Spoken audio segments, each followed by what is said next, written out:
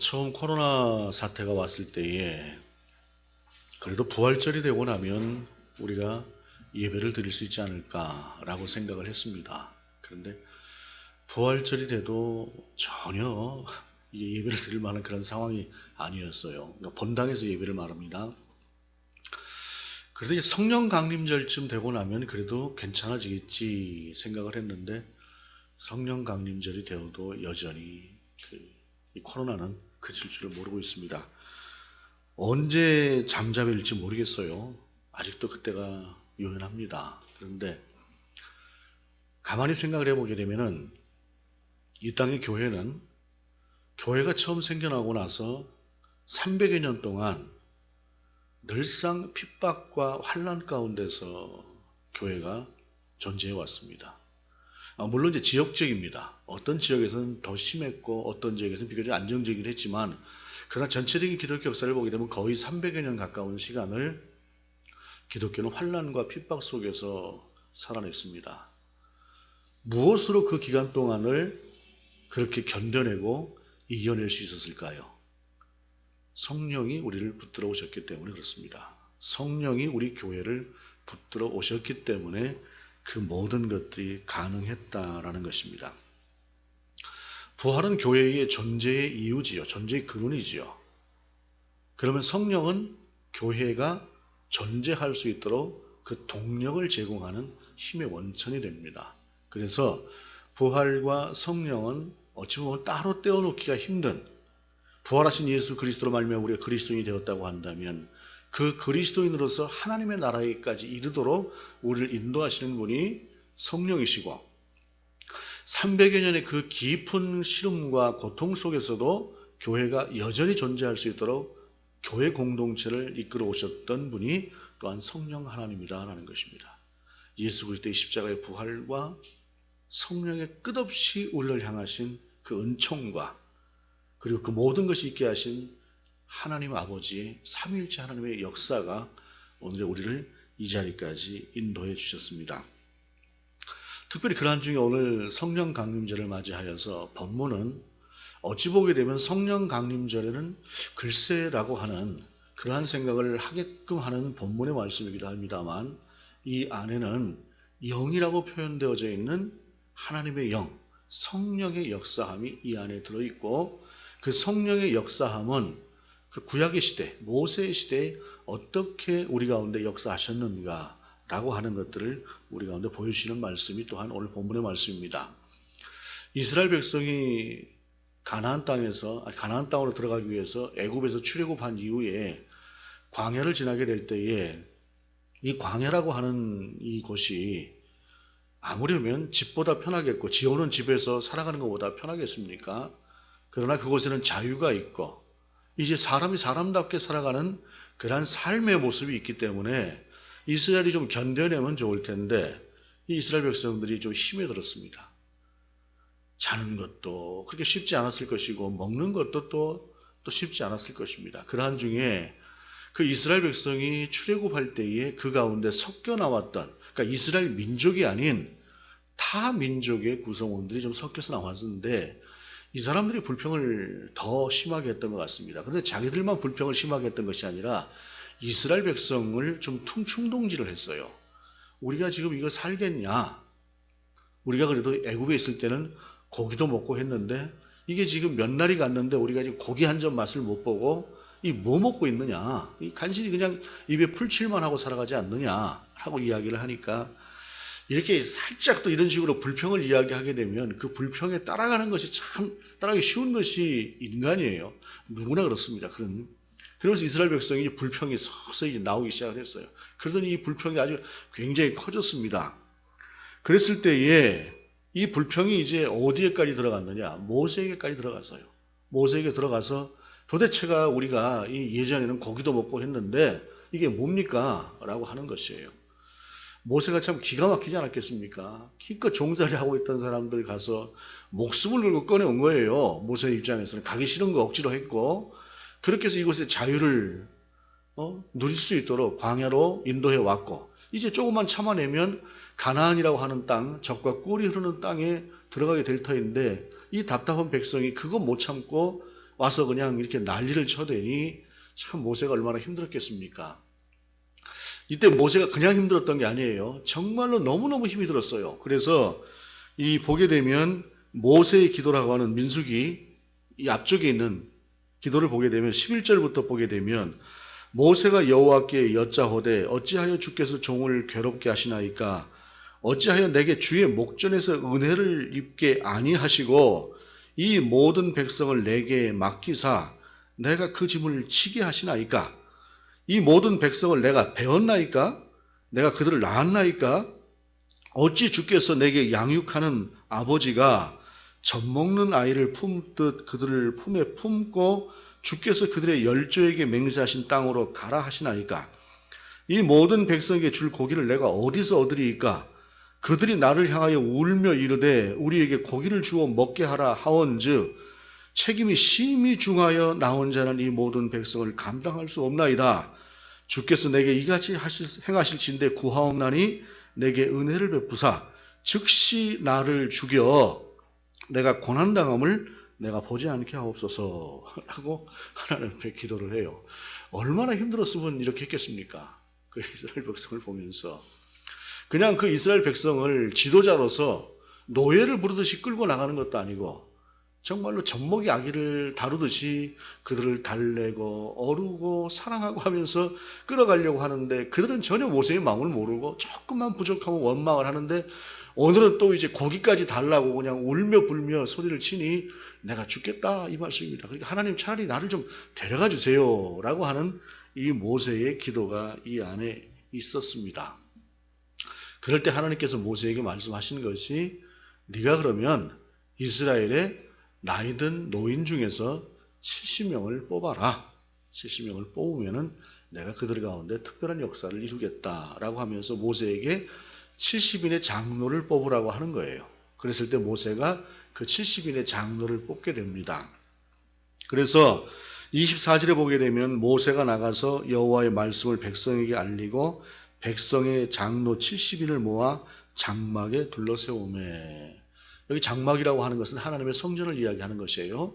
하나님께서 이 가죽으로 만든 그 성전을 이동식 성전을 만들어 놓고 그곳에 하나님의 법궤를 안치하게 하셨고 이렇게 하시면서 그곳에 하나님이 함께 하시겠다라고 말씀하셨어요. 그러니까 그들 가운데 70인의 장로를 불러 모으라라고 하니까 그 성막을 중심으로 70명이 쭉 이제 둘러섰단 말이죠.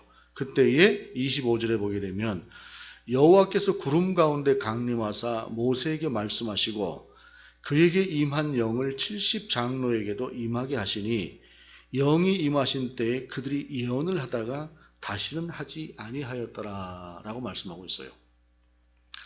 이때 이제 그들이 예언을 했다라고 하는 것을 입신을 했다라고 하는 표현으로 합니다만 어찌 보게 되면 방언을 했다라고 하는 표현으로도 가능할 것 같아요. 이 표현은 하나님의 영이 그들 가운데 임하였다라고 하는 것이에요. 그런데 이 본문 속에서 하나님의 영이 모세에게 임했던 영이 그들에게도 임했다라고 하는 이 표현을 원문으로 보게 되면 본문에 나오는 표현과는 조금 다릅니다. 그것은 뭐냐면 모세에게 하나님의 영이 임하고 있었어요. 모세 위에. 그런데 하나님께서는 그 모세 위에 있는 영을 좀 덜어다가 나누어서 70인의 장로에게 나누어 주었다라고 표현을 하는 것이에요.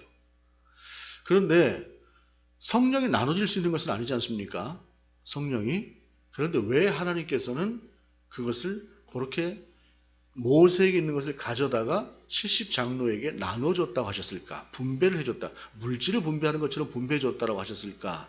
그것은 뭐냐면 모세가 너무 힘이 들어서 내가 도저히 감당을 하지 못하겠으니까 그 짐을 사람들에게 좀 장로들에게 나눠줘서 그들로 하여금 그 짐을 지고 가게 하라라고 하는 것이 하나님께서 말씀하신 그 내용이었어요. 그러니까 그들 가운데 하나님의 영이 이렇게 나누어져서 내렸다라고 하는 표현은 모세의 짐을 그들 가운데 덜어주어서 모세 혼자 지고 가야 될 짐을 그들도 함께 지고 가라고 하셨던 하나님의 뜻이 그 안에 포함되어져 있다라고 하는 말씀입니다. 오늘날도 이제 교회들 보게 되면 목사 장로가 이제 갈등들이 꽤 있어요. 갈등들이 꽤 있는데 가만히 그것을 들여다보게 되면 이 권한이라고 하는 것을 나눠준 목적이라고 하는 것은 하나님의 백성들을 잘 섬기고 양육하라고 준 것인데 이것을 권리로 생각을 하니까 문제가 생기는 거예요. 그건 권리가 아니라 섬기라고 하는 의무라고 우리가 봐야 되는 거지. 교회의 모든 직분은 성도를 유익하게 하고 성도를 세우고 하라고 하신 하나님의 의무지, 그것을 권세로 이해하게 되면 권력이 되는 것입니다. 그렇지가 않고 의무로 그것을 다할 때 그것은 자연스럽게 권위가 되는 것이에요. 그래서 우리는 권력이 되어가는 그러한 나에게 주어진 어떤 직임이 아니라 그것이 권위가 될 수 있는 것이 될 수 있도록 나에게 있는 직임을 잘 섬김으로 해야 될 이유가 있다라고 하는 것이죠. 하나님께서 특별히 그들 가운데 또한 이렇게 모여서 모세에게 임하였던 영을 그들 가운데 주고 그들이 예언을 할 수 있도록 하셨던 그 이유는 내가 너희를 불러서 세운 것이 분명하다라고 하는 것을 그들 가운데 확신시키시는 하나님의 뜻이었어요. 오늘날도 우리가 교회에서 중직자들을 세울 때 장로도 권사도 안수집사도 특별히 안수라고 하는 절차를 통해서 그들을 세웁니다. 그 이유가 뭐냐면 그것은 교회의 권위로, 사람의 손이 아니라 교회에게 주어진 권위로 그들 가운데 권위를 위임한다, 의무를 위임한다 라고 하는 그러한 의미예요. 그런데 어쩌다 보니까 이제 잘못 생각하게 되면 그것이 하나의 이제 벼슬처럼 생각을 하게 되는 경향도 없지는 않습니다만, 그러나 본래의 목적은 그들 가운데 권위를 주었어요. 그들로 하여금 이것이 하나님께로부터 온 소명이다 라고 하는 것을 분명하게 하기 위해서 안수를 하는 것이다 라고 하는 것입니다. 그리고 또 한 가지, 여기서 분명하게 기록하고 있는 것이 뭐냐면 영이 임하신 그때 그들이 예언을 하다가 다시는 하지 아니하였더라라고 말씀하고 있어요. 이것은 뭐냐면 70인의 장로에게 임하신 영이라고 하는 것은 그 목적이라고 하는 것이 분명한 것이에요. 모세를 도와서 함께 하라 라고 하는 것으로 그들 가운데 하나님의 영이 임했던 것인데, 모세에게 함께 항상 함께 했던 하나님의 영으로서 그들 가운데 함께 하는 것이 아니라 그들에겐 이례적으로 하나님의 영이 임했었다라고 하는 것을 우리가 기억할 필요가 있는 것이에요. 그래서 교회 안에서는 우리가 권위라고 하는 것이 항속적인 권위가 있고 제한적인 그러한 권위가 있다라고 하는 것이, 그러나 그것은 권위가 돼야지 권력에 대해서는 안 된다라고 하는 것이 분명한 성경의 뜻이고 하나님의 뜻이다라고 하는 것입니다. 그러면서 그 다음에 또 중요한 장면이 나옵니다. 그것은 뭐냐면 26절의 말씀인데, 그 기명된 자 중 엘다시라 하는 자와 에다시라 하는 자 두 사람이 진영에 머물고 장막에 나아가지 아니하였으나 그들에게도 영이 임하였으므로 진영에서 예언하였더라. 예언한지라. 여러분, 70명의 장로를 세웠는데 70명의 장로 중에서 68명은 하나님의 전으로 나왔어요. 그런데 2명은 나오지 못했습니다. 그 2명은 자기들의 집에 있었던 것이에요. 그런데 그 자기들이 있었던 집에 있었던 이들에게도 하나님의 영이 그들 가운데 임했다는 말씀입니다. 왜 하나님 앞에 그들이 나오지 않았음에도 불구하고 그들 가운데 하나님의 영이 임했을까요? 이들이 만약에 하나님의 뜻을 거역하는 마음으로 하나님의 전에 나오지 않았다면 성경은 그들을 거역한 자들이라고 표현했을 것입니다. 성경에서는 거역하는 죄는 대단히 큽니다. 우리가 조금 뒤로 가보게 되면 모세를 거역하고 하나님을 반역했던 고라 자손이 얼마나 크게 심하게 그들이 징계를 받는 것을 보여주고 있습니까? 그렇다고 한다면 이들은 적어도 거역함으로 하나님께 나오지 않았던 자들은 아니다라고 하는 것을 볼 수 있어요. 뭔가 사정이 있어서 그들은 집에 있었어요. 그런데 그들 가운데도 똑같이 하나님의 영이 임했다라고 하는 이 사실은 하나님의 영이 그들도 분명히 세운 자로서 인치는 인침으로서 영이 임했다라고 하는 것을 우리가 알 수 있고요. 또 한 가지는 특별히 이 코로나 시대에 우리가 기도하는 것도 사실은 예배당에 나와서 기도를 하는 것이 더 잘 돼요. 저도 기도가 집에서 하는 기도보다는 이 자리에 나와서 앉았을 때 기도가 달라요. 그렇기 때문에 사실 우리가 예배당에 나와서 기도를 하는 것이 더 합당하기는 합니다만, 그러나 사실은 그것은 우리가 갖고 있는 한계 때문에 그렇지, 하나님께서는 우리가 어느 곳에 있든지 역사하시는 하나님이다라고 하는 사실을 우리가 알 필요가 있다는 것이에요. 그래서 지금 코로나 상황이라고 하는 것이 앞으로 어떻게 될지 모르지 않습니까? 혹시라도 우리가 또 이제는 가정에서 예배를 드려야 되겠습니다 라고 하는 상황이 벌어진다고 할지라도 하나님의 영은 그곳에서도 우리가 거역하는 자로 있지 않는 한 그곳에서 동일하게 임하는 하나님의 영이다 라고 하는 것을 우리가 분명히 기억할 필요가 있다라고 하는 사실입니다. 그런데 이제 이러한 그 교회 공동체, 신앙 공동체 안에는 이런 것들을 보고 또 못마땅해 하는 사람들이 있어요. 이것을 이제 밖에서 보고 있었던 한 소년이 딱 보았는데, 저 사람들 두 사람은 하나님의 성전에 나가지도 않았는데 예언을 하네? 라고 생각을 하고는 얼른 가서 이제 모세에게 일러러 가는 겁니다. 고자질을 하러 달려가는 거예요. 그 소리를 들었던 그 여호수아가 뭐라고 이야기를 합니까? 택한 자 중 한 사람 곧 모세를 섬기는 눈의 아들 여호수아가 말하되 이르되 내 주 모세여 그들을 말리소서라고 이야기를 합니다. 그들을 말리소서라고 하는 이야기는 무엇입니까? 저들이 나오지도 않았는데 하나님의 성전에 나오지도 않았는데 지금 하나님의 영으로 지금 예언을 하고 있으니까 못하게 하셔야 되지 않습니까? 라고 이야기를 하는 것이에요.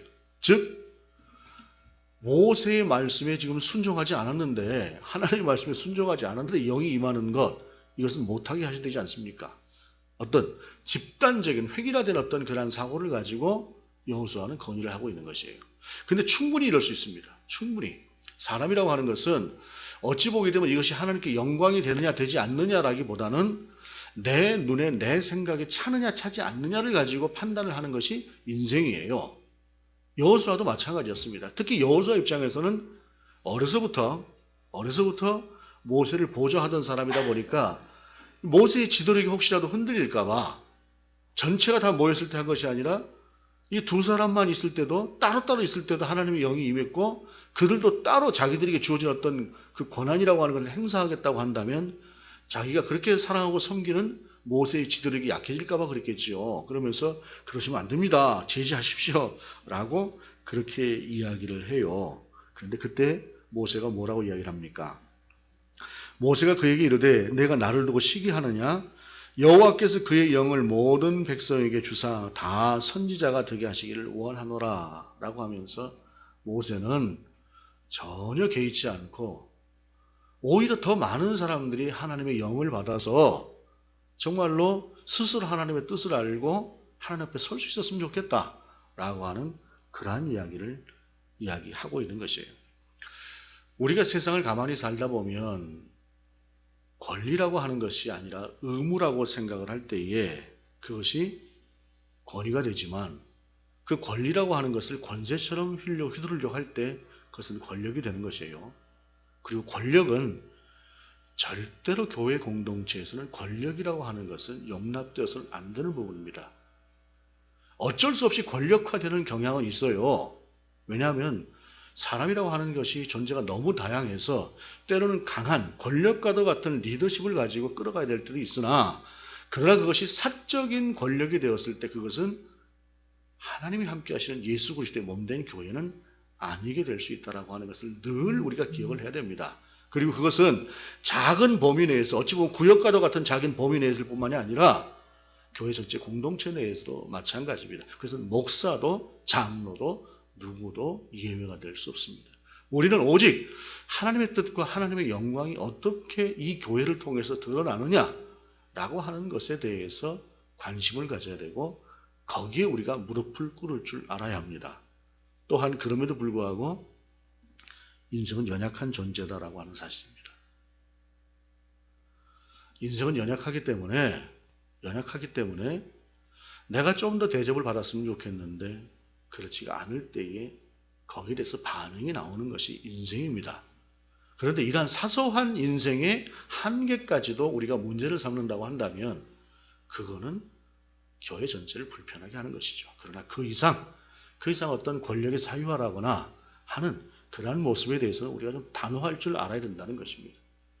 우리가 지금 우리 교단에 속해 있는 대형교회 하나가 그 아들에게 담임 목사집이 그대로 물려지는 것에 대해서 우리가 이의를 제기하고 그러면 안 된다라고 항의를 하는 이유가 무엇입니까? 그것은 사유화될 수 없는 것이다라고 하는 것이죠. 그리고 그것은 하나님의 영광을 가리는 것이다 라고 하는 것 때문에 거기에 대해서 반대를 하는 것입니다. 물론 그분들은 그분들 나름대로 우리가 이렇게 돼야 신앙생활 잘할 수 있다라고 생각을 할 수 있어요. 자기들만 생각하면. 그러나 교회는 보편적 교회입니다. 왜냐하면 그들만이 아니라 이 땅에 존재하는 모든 교회는 하나님께서 함께하는 교회입니다. 그렇기 때문에 그 다른 교회들이 자기들의 이익을 위해서, 자기들의 이기심을 인해서 다른 교회들이 함께 도매금으로 옳지 못한 대접을 받고 전도의 문이 막히는 그런 상황이 될 수 있다고 하는, 좀 크게 볼 줄은 아는 눈이 없이 자기들만 생각하는 것은 대단히 이기적인 것이죠. 교회 공동체 전체를 생각하지 못하는 그러한 행동이다라고 하는 것입니다. 제발 그분들이 좀 눈을 좀 크게 뜨고 하나님의 영이 인도하시는 대로 순종할 수 있는 그런 마음을 가졌으면 좋겠다는 생각을 합니다. 모세가 그랬습니다. 모세 입장에서 볼 때도 자기 자신에게 주어진 어떤 힘이나 지도력이 집중되어 있을 때 백성을 끌고 나가는 것이 힘들었으니까 훨씬 쉬웠겠지요. 그리고 70인의 장로도 일사불란하게 자기 휘하에 두고 딱 명령해서 그들을 그들대로 그냥 자기의 손 안에서 뜻대로 움직이게 했다고 한다면 대단히 효율적이긴 했을 것입니다. 그러나 모세는 그렇게 하지 않고 하나님의 영이 임한 그들에게도 동등하게 그들이 하나님께서 그들 가운데 맡기시는 일들을 제대로 감당할 수 있도록 하나님의 영광을 먼저 생각했다라고 하는 사실입니다. 이것은 대단히 어려운 일입니다. 그럼에도 불구하고 우리가 해내야 하는 일입니다. 늘 우리는 이러한 자세에서 떠나서 자기 자신의 위주로, 자기 자신의 입장으로 돌아가지요. 그러나 다시 우리가 이러한 말씀 앞에서 다시 하나님께로 돌아오는 지속적인 그러한 훈련이 되어 있어야 한다라고 하는 사실입니다. 그러면서 그렇게 임했을 때 그들은 각자의 진영으로 돌아갔습니다. 2000년 전에 이 땅에 교회가 생겨날 때에 한때는 제자들이, 사도들이 큰 힘을 가지고 그들에 의해서 모든 것이 움직였던 때가 있었습니다. 그러나 한 가지의 상황이 그들 가운데 닥쳤을 때 사도들은 모든 권한을 위임했습니다. 그것이 무엇입니까? 헬라파 유대인과 히브리파 유대인들이 구제의 문제를 가지고 그들이 다툼을 했습니다. 구제의 문제라고 하는 것은 교회가 비축하고 있는 어떤 식량이나 또는 그러한 것들을, 물품들을 고아나 과부들에게 나누어 줘야 되는데 이 고아와 과부들에게 나누어지는 과정에서 히브리파, 소위 그 히브리 땅에서, 이스라엘 땅에서 처음부터 살았던 그 사람들은 자기들하고 가까운 사람들에게 더 나눠주려고 했어요. 근데 헬라파 유대인들 입장에서 볼 때 그것이 아니란 말이죠. 그러다 보니까 왜 그러느냐고 하면서 둘 사이에 분쟁이 일어났던 것이에요. 이것을 그때 사도들은, 베드로를 비롯한 사도들은 조용히 해라, 우리가 알아서 하겠다 라고 했던 것이 아니라, 그러면 너희 중에서 7을 뽑아라, 7명의 집사를 뽑아라. 그래서 그 문제만큼 우리가 다 위임을 해주겠다. 그리고 우리는 말씀과 기도에만 전념하겠다라고 하면서 어찌 보게 되면 실질적으로 자기들에게 주어질 수 있는 어떤 하나의 권한이 되는 것을 과감하게 넘겼다라고 하는 사실입니다. 그와 같은 것들이 이 땅에 교회를 세울 수 있는 동력이 되었고, 바로 그와 같은 모습이 성령께 순종하는 그러한 실제적인 순종의 모습이었다라고 하는 사실입니다. 물론 이 모든 것들이 우리 교회와는 거의 무관한 일인 것 같습니다. 저도 그렇고 여러분도 그렇고 이런 문제 때문에 갈등을 겪고 있는 모습은 우리 교회는 거의 없다고 봐야겠죠. 그러나 중요한 것은 우리가 어떤 문제에 있어서도 나의 이익이 아니라 무엇이 하나님께 영광이 되는 것인가 라고 하는 것들은 늘상 우리가 생각해야 되고 고민해야 되고, 그리고 그 가운데 우리 가운데 말씀하시는 성령의 음성에 귀를 기울이고 순종하는 자세를 가져야 한다고 하는 사실입니다. 그렇게 할 때 하나님께서는 우리 개개인들을 통해서 이 땅에 교회를 세워가시고 이 땅에 교회를 통해서 민족을 복음화시키고 열방을 복음화시키려고자 하는 당신의 뜻을 이루실 것이다 라고 하는 사실입니다. 끝이 보이지 않는 그 코로나19 사태에 우리가 놓여져 있습니다. 정말 어떻게 가야 될지 모르겠다라고 하는 것이고, 이게 언제 끝날지도 모르겠고, 그리고 끝난다고 한들 또 다음에 무엇이 닥칠지도 모르겠다는 생각을 합니다. 그러나 그럼에도 불구하고 성령은 여전히 이 땅의 교회를 이끌어 가실 것입니다. 그리고 우리를 통해서 이 땅의 교회를 세워가시기를 원하실 것입니다. 그런데 우리가 거기에 순종하지 않아도 하나님은 다른 방법으로 이 땅의 교회를 이끌어 가실 것입니다. 그러나 그것은 우리가 바라서는 안 되는 일입니다. 우리를 통해서 하나님께서 이 땅의 교회를 그래도 무엇인가 영향력을 끼칠 수 있도록 우리가 하나님 앞에 설 수 있는 자가 될 때에, 그리고 하나님의 음성에 귀를 기울이는 자가 될 때에, 그리고 나의 뜻을 내려놓고 하나님의 뜻을 올려드리는, 따르는 그러한 자가 될 때에 하나님께서는 우리를 사용하셔서 이 땅의 교회를 세워가실 것입니다. 저와 여러분이, 그리고 우리 교회가 그런 역할을 감당할 수 있는 성도와 교회가 될 수 있기를 원합니다. 기도하시겠습니다. 하나님, 우리가 부족하고 연약하지만 그럼에도 불구하고 우리를 사용하시옵소서. 그리고 연약한 우리를 통해서 우리 주 예수 그리스도의 복음을 이 땅 가운데, 열방 가운데 전하는 작은 역할을 우리가 감당할 수 있게 하시옵소서. 주 예수 그리스도의 이름으로 기도드립니다. 아멘.